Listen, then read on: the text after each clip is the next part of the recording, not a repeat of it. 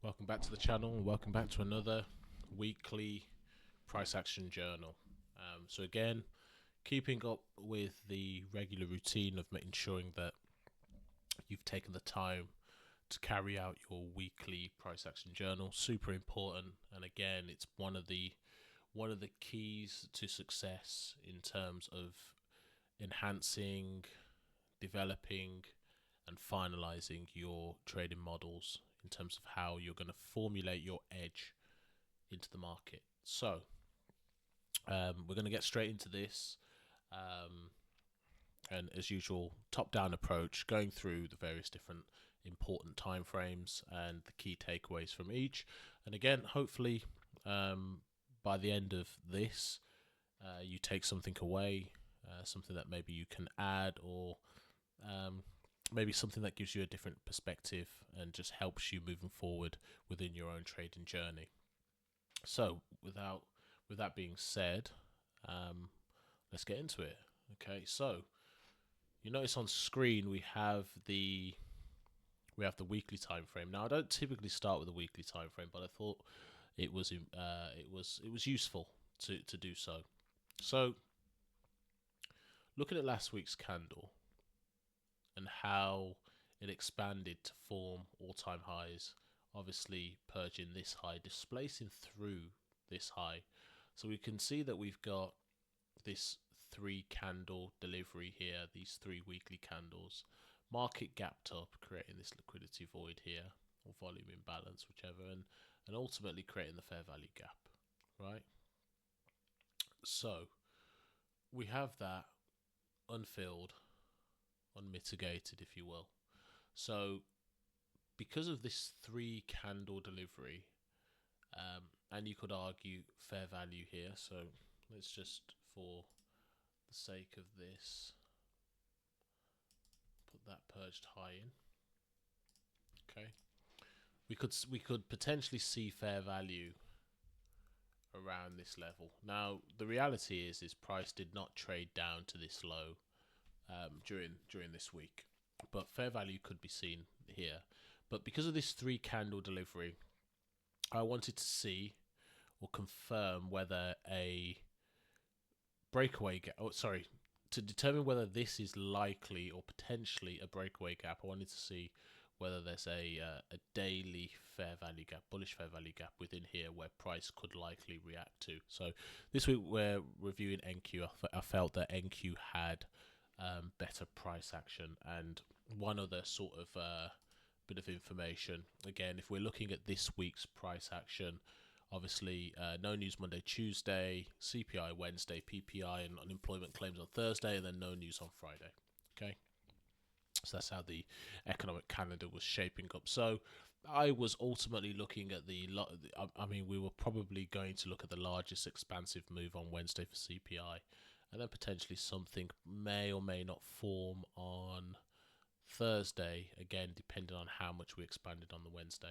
But nonetheless, going back to what we were talking about, I wanted to see if there's a bullish fair value gap within here that potentially, if we are going to maintain a bullish posture in the market, then likely that's where we're going to see a level of support.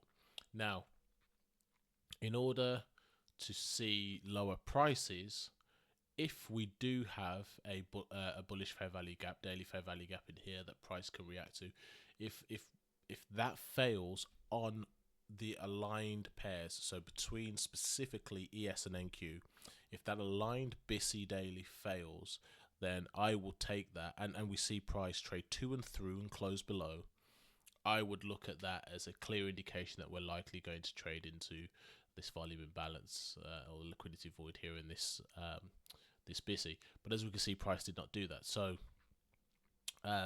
so ultimately, the mark, I was anticipating this continuation of higher prices just because of how last week's candle closed. That's not to say we couldn't reverse. We are at all-time highs, so at some point in time the market is going to be reversing.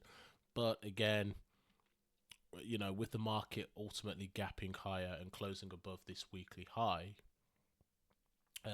unless this clear relative, this high time frame cracking correlation occurs at the highs,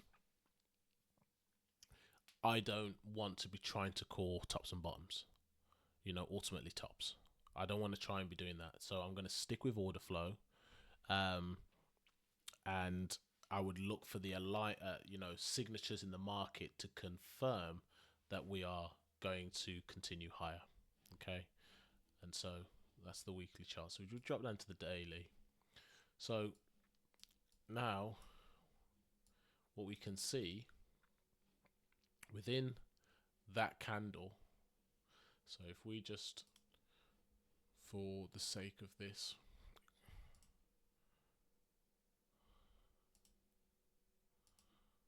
if we just take this, we set this on all time frames, go back to the daily, you can see this BISI daily inside this range of that third candle. So if this liquidity void and BISI weekly down here is not going to be traded to, I would want to see support from at least one of the two aligned BISIs here. So what am I saying there? If on both assets, ES and NQ, trade to and through this discount PD array, then I would be anticipating lower prices in the market to trade down to here. But I need to see both of them do it, not one of them. Okay. So heading to the daily, obviously we noted the weekly imbalance, and then obviously the expansion of the previous week's candle. So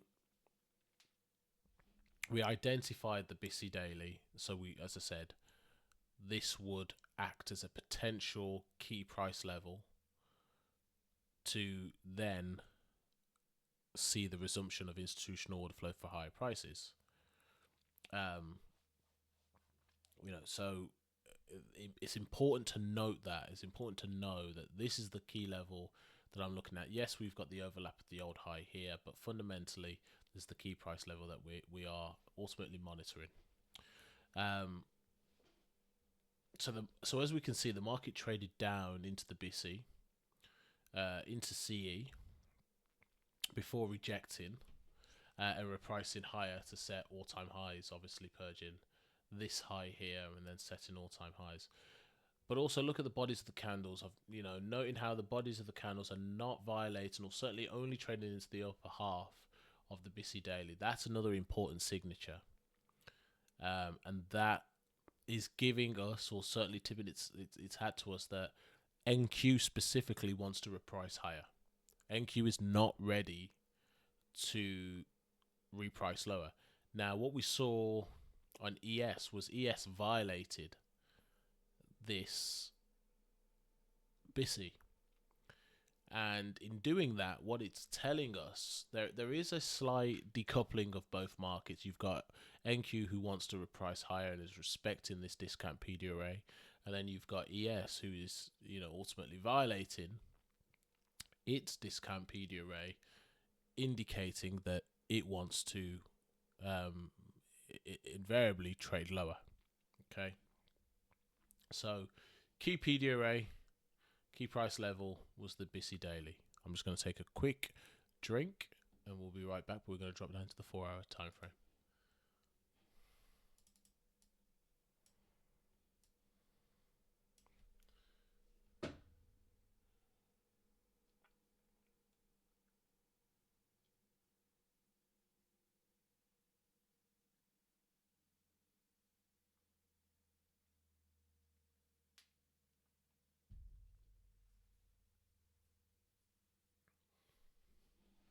Okay. So a lot going on the day. On the weekly. Now, I'll be honest with you. I found this week a little challenging in terms of framing high probability moves. They didn't always support my model and various other bits and pieces. So it wasn't the easiest week by any stretch of the imagination. And I often tend to find that when trading all-time highs, it does add that extra layer of complexity, because it's not as easy to project how high you can stick with it. But I think ultimately, if you understand your edge well and you don't try and pick tops and bottoms, you can kind of manage things accordingly, and with risk in mind and capital preservation. So, as detailed on the daily time frame, heading into this week, bullish order order flow was bullish. Okay, so we had bullish order flow. Therefore, for me, any move lower, I'd be looking at this BISI daily on both ES and NQ, but I want to see support from there. So it's either this is going to get violated, or we're going to see some form of support to see higher prices. Okay, so the week started by confirming this high time frame SMT here with NQ, with ES, apologies, at the highs with the previous Friday, setting the stage for lower prices. Okay, so the market displaced lower. So the market obviously displaced low. We've got this imbalance here. Market forms this SIBI, and also we have ultimately, once this candle is confirmed, this balanced price range here. So the market trades down, displaces lower, forms the previous day's low, which is the high of the daily BISI. Okay, so that's Monday's range. The market then consolidates heading into Tuesday. So we see this consolidation here before we ultimately see the market reprice higher into this SIBI. Now again, if we were to look at sort of the mid-range, bodies of the candles not violating CE, that's a great indicator of weakness, which I think is important. But also, most importantly, the market has traded above the true week open. So we're in a, quote unquote premium, if you will, at this point. And this is going to be a high probability area for shorts. So I noted this PDA SMT with ES, which set the stage for a model and also set the stage for lower prices. Excuse me. So then we can see how the market displaced lower following this high time frame Kraken correlation, down deeper into the BISI daily. Now at this point is where I note ES trades to and through. However, we can see on NQ fails to do so. So it trades down into CE, rejects, bodies of the candles respecting the upper half of the of the BISI. But ultimately, this is indicating that NQ has unfinished business to go higher, because we're seeing that support at this key price level. Yes, ES has traded to and through, but we are already aware that ES potentially has the want, if you will, to reprice lower, or certainly lower before it reprices higher. So the the market formed higher time frame S&T with YM at the lows, below the true week open. So an area for high probability longs, and this is ultimately setting the stage for higher prices and a model to see higher prices. Now this expansion higher, if we overlay it, is with the CPI numbers, so that ultimately provided this injection of volatility into the market. So the market displaced higher following this high time frame framework down here. Okay, we've now essentially violated this SIBI here. CB here. And ultimately we've purged Tuesday and Monday's high of day. And because we've traded above this key price level here, set all-time highs. So we set all-time highs. We see the market now retrace lower into this BISI H4, where we can see the market found support in here.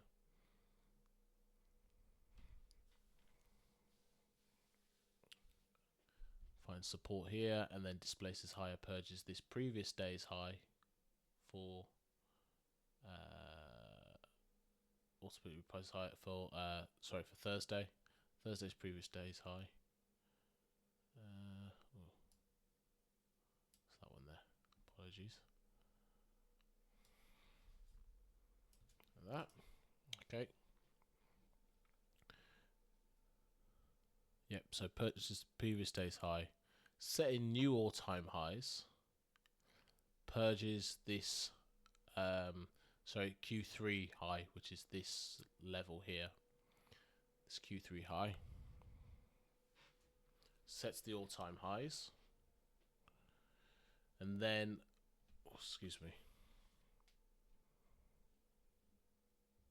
and then it formed this high time frame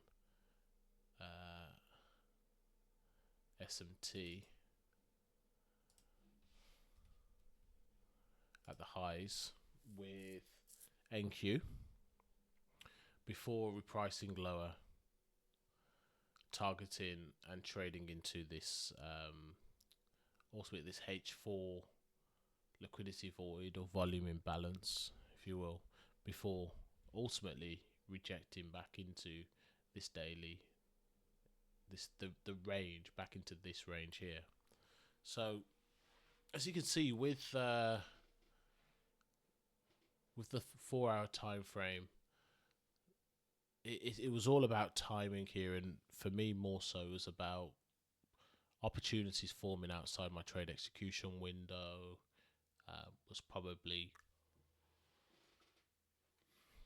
Was probably the key thing for the week, which, you know, presented challenges in itself, where at times I'd probably just turn away from the trade. You know, I'm not going to rush myself into a position or anything of that nature. It's got to meet my model and my criteria at the times that I want it to do so.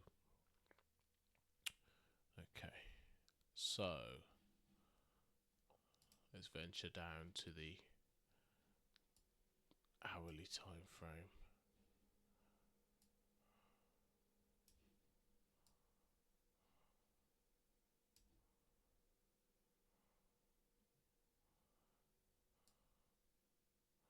Okay, so now we can sort of view this in more context. I'm just gonna narrate what I saw on each of the days, and hopefully there's some bits and pieces for you to take away from that. Again, everybody's ideology of the market and so on is different, so, you know, if there are any synergies between what I allude to and the things that you see in the market, then great. If there isn't, maybe there's something that I say that you think actually could be quite useful, and furthermore, if there isn't, then, you know, then there isn't something applicable there for you, but I'm sure there is, or there are other things. So the market opened here on Monday. The market opened, repriced higher, or in actual fact displaced higher, purged the previous day's high here, forming high time frame SMT at the highs with ES before displacing lower. So we've got now this balanced price range formed when this candle closed.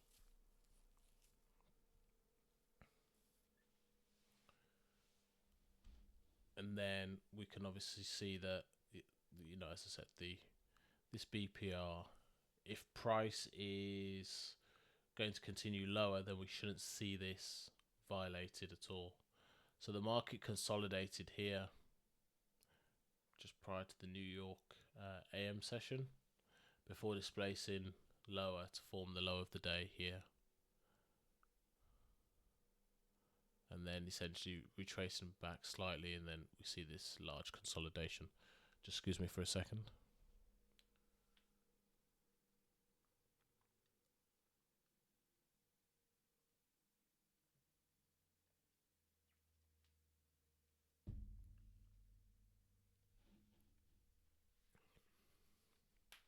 So heading into Tuesday, the market opened, as we can see, consolidating at this true day open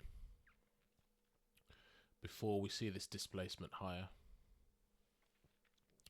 and ultimately trading higher into the SIBI and balanced price range, H4. We know that the market purges this BSL H1 with the bodies of the candles respecting key price level, not closing above. The market then, where are we, Tuesday? So, yeah, the market reprices higher.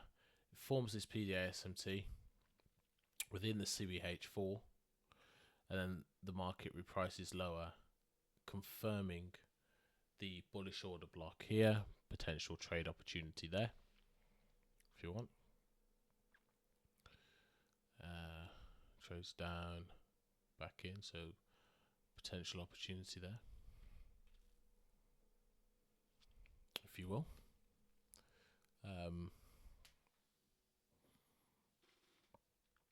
And ultimately purges this old low H4 whilst trading down into this BSI daily to set the low of the day, which we see here during the New York PM session.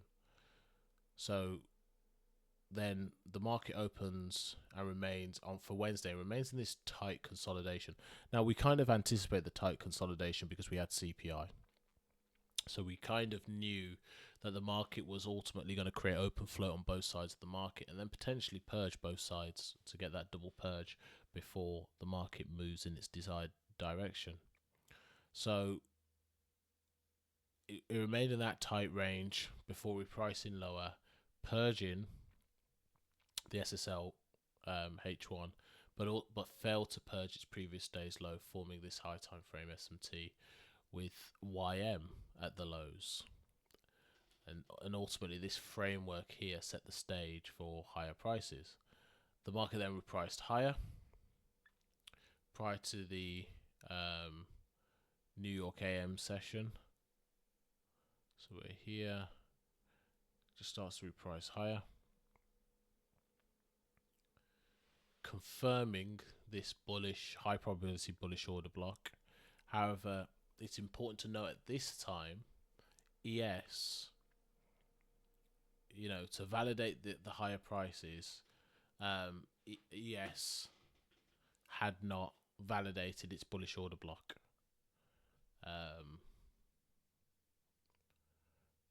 So therefore, it's not a viable trade opportunity as of that time. So CPI numbers then were released, as we can see, and the market aggressively displaces higher, as we sort of anticipated, and purging Monday and Tuesday's highs and setting new all-time highs. So then Thursday, the market opens here.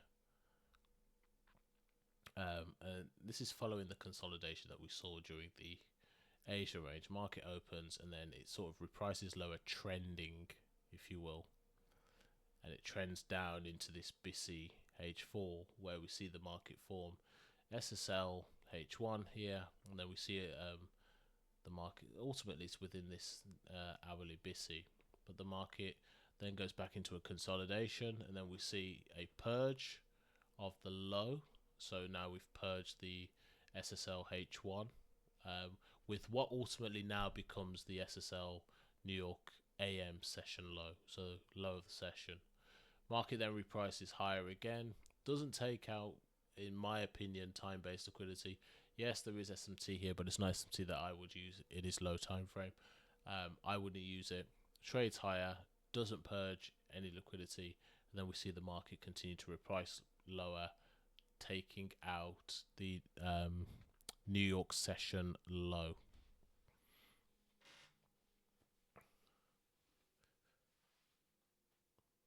And ultimately setting the low of the day. So then that brings us on to Friday, how pre midnight the market gaps up during the Asia range, So you get this, new day opening gap, market gaps up, sets the high of Asia here, which haven't marked up because it's pretty close to the previous day's high. And then we see the market reprice lower back into that new day opening gap. The market then displaces higher, purging the previous day's high, as we can see. So we see this displacement higher, purging the previous day's high.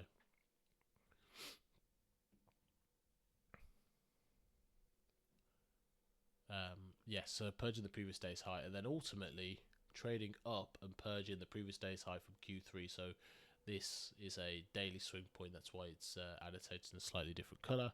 But the market trades higher, purges that key price level, and we see this hourly imbalance here, which becomes useful. But ultimately trades above this high, where it then forms high time frame SMT. Bearing in mind we're already above the true week open as well, so this sets the stage for high probability shorts from this area. The market then displaces lower, as you can see, huge displacement candle lower, confirming the bullish, the high probability bullish order block H1. Displaces down, purges the old high H4 and into that busy H4, even though that's just a real soft tap into there. Before then we see the market reprice higher back into its daily range to close the week. So that's how I depicted and annotated the market as it went through. Presented a couple of opportunities for me, which is great. But that's how I saw the market. It was a bit of a tricky one, and because we were in high resistance liquidity run conditions, how do I know that? Well, I know that because ultimately the moment we saw ES trade to and through its busy daily and we saw NQ find support there, that's tipping its hat that we are in choppy waters. It's tipping its hat to the fact that we're in high resistance liquidity run conditions. And so therefore we need to taper our expectations accordingly, because price runs and price legs may not necessarily be as clean as they can be. In some cases they will be, but we've just got to be mindful and cognizant of the fact that we don't want to put too much risk at play because of the type of market conditions that we're in. So I'm going to leave this one here. Hopefully you've taken something away from that and found it quite useful. As always, make sure you leave a section at the bottom of your journal for key takeaways and identify any key takeaways that you felt that was worthwhile noting down from the trading sessions during the week, and also some of the things that you've seen during the session around annotating the charts and being able to take a step back and look at the charts and think, hang on, there are certain elements here that I may have missed. There are certain POIs or PDRAs and so on that I didn't annotate that would have been useful. Well, when you do that, make sure you go back in time, you backtest occurrences, try to elicit a percentage yield of how frequent when said thing occurs it provides said competitive percentage competitive advantage or what have you. So make sure you do that. So as I said, hopefully you've enjoyed this episode. Hopefully you've taken something away. As always, just ensure that you do get your weekly price action journals done. Do not skip these as much as you can. They are hugely important, hugely beneficial, and they can be one of the most powerful single drivers that will enable you to improve your trading approach, technique, discipline, identification, so on and so forth, and ultimately lead you further down that line of prosperity to the successes that you are seeking. So with that being said, I'm going to leave you here. Again, hopefully you enjoyed it. Please give the video a thumbs up if you wouldn't mind, and if you've got this far in there. And whilst you're there, if you wouldn't mind subscribing to the channel, that'd be really appreciative and extremely grateful. So with that being said, I'm going to leave it there, guys. Have a good trading week, and I will catch you in the next one.